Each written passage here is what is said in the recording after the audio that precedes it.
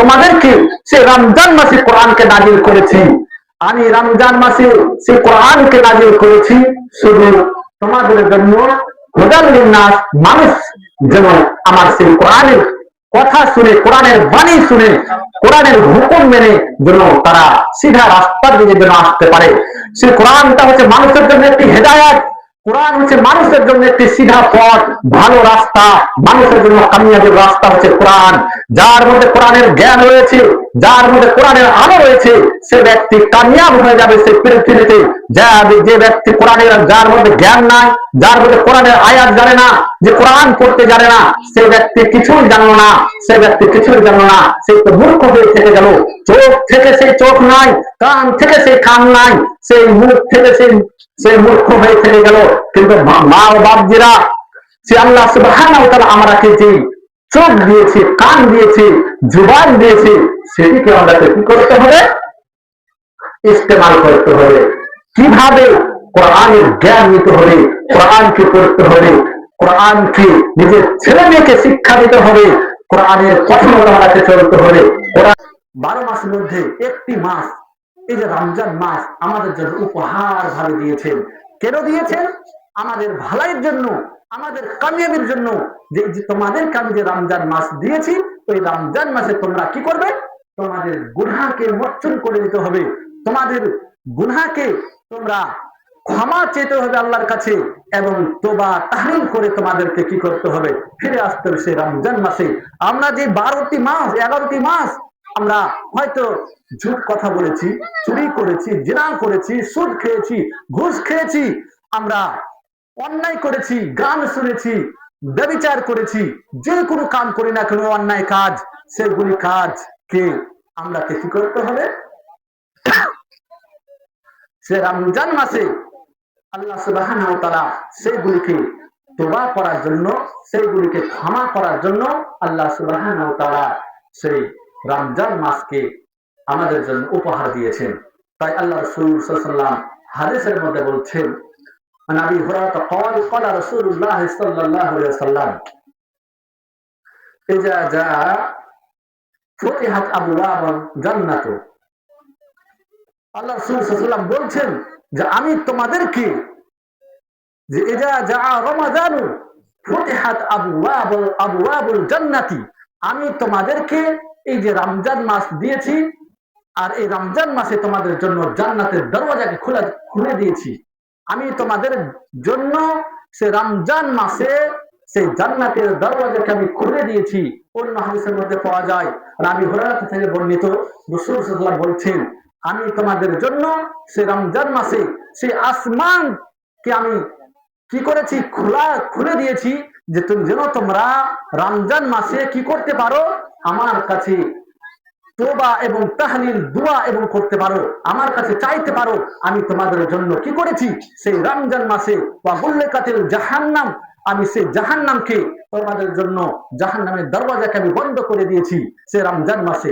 তাহলে আল্লাহ সুবহানাহু ওয়া তাআলা আমাদের জন্য, মুসলমানদের জন্য জাহান্নামের দরওয়াজাকে বন্ধ করে দিয়েছেন এবং জান্নাতের দরওয়াজাকে খুলে দিয়েছেন, এবং শয়তানকে সেই রমজান মাসে জিনজির দিয়ে বেঁধে দিয়েছেন শুধু আমাদের জন্য। মা ও বোনেরা, বাবাজিরা আমার, আমরা আজকে কোথায় পড়ে আছি? আজকে আমরা কোথায় আছি? আমরা আজকে সালাত আদায় করি না, আজকে আমরা রোজা করি না। আমরা কেমন আমরা মুসলমান? আমরা কি করে মুসলমান হতে পারি? কেননা আপনার বিবেক নাই, আপনার জ্ঞান নাই, আপনার জ্ঞান নাই যে আমরা কে, যে আল্লাহ সুবহানাহু ওয়া তাআলা এক মুসলমান করে পাঠাচ্ছেন। কেন পাঠালেন? কেন আমরা পৃথিবীতে আসলাম? আমরা কি সে পৃথিবীতে সারা জিন্দেগি আমরা কি থাকবো? আমরা কি চিরস্থায়ী সে পৃথিবীতে? কোনদিন নয়। আজকে আমরা আছি, কালকে আমরা থাকবো না। আল্লাহ সুবহানাহু ওয়া তাআলা সেই আমরাকে সৃষ্টি করেছেন, সেই রমজান মাস আমাদেরকে যে উপহার দিয়েছেন, সেই রমজান মাসে আমাদেরকে কি করতে হবে? নিজের গুনাহকে ক্ষমা করে নিতে হবে, নিজের গুনাহকে মাফ করে নিতে হবে আল্লাহ সুবহানাহু ওয়া তাআলার কাছে। আমরাকে ফিরে আসতে হবে আমরা কেমন মুসলমান। মা ও বোনেরা, আল্লাহ সুবহানাহু ওয়া তাআলা এই যে আমরাকে রমজান মাস দিয়েছেন, কেন দিয়েছেন? আমরা যেন বেশি বেশি করে দান করতে পারি। আমাদের বাড়িতে যে জাকাত মাল রয়েছে, যে আমাদের সোনা এবং দানা এবং চাঁদি রয়েছে, আমরা সোনা পড়ি, আমরা চাঁদি পড়ি, বছরে বছর আমরা তার জাকাত দিই না।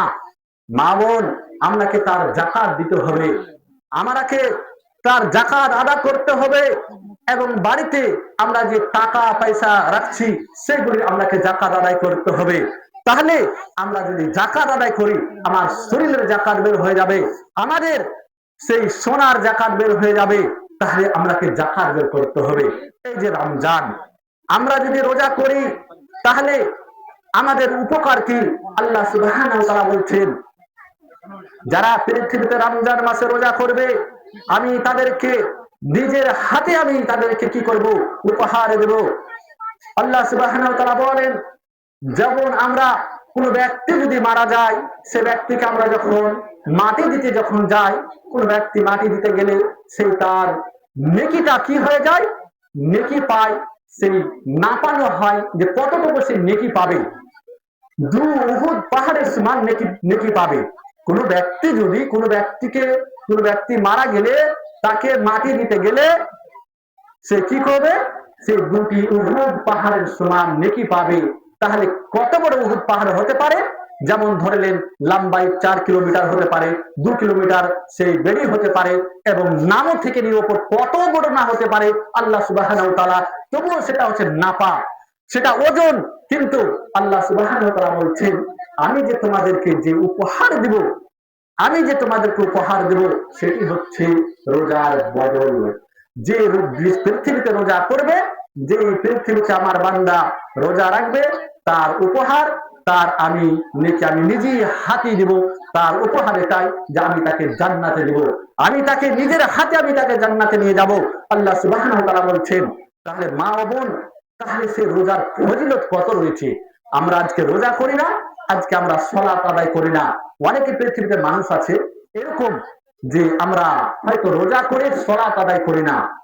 মা বোন বাপজিরা, আমরা যতই রোজা করি না কেন, যদি আমরা সালাত আদায় না করি আর রোজা যদি আমরা করি, তাহলে কিন্তু আমাদের রোজা কখনোই কবুল হবে না, কখনোই কবুল হবে না। রোজা রাখা হবে, আমার আপনার সেই নিজের আত্মাকে কষ্ট দেওয়া হবে। যদি আমি আপনি সালাত আদায় না করি, তাহলে আমাকে আপনাকে কি করতে হবে? আগে সালাত আদায় করতে হবে। নচেৎ সালাত আদায় যদি না করি, তাহলে আমাদের রোজা কখনোই কবুল হবে না। অতএব আমাকে সালাত আদায় করতে হবে, তারপরে আমাদেরকে নামাজ পড়তে হবে, সালাত আদায় করতে হবে, তারপরে আমাদেরকে রোজা সে রাখতে হবে।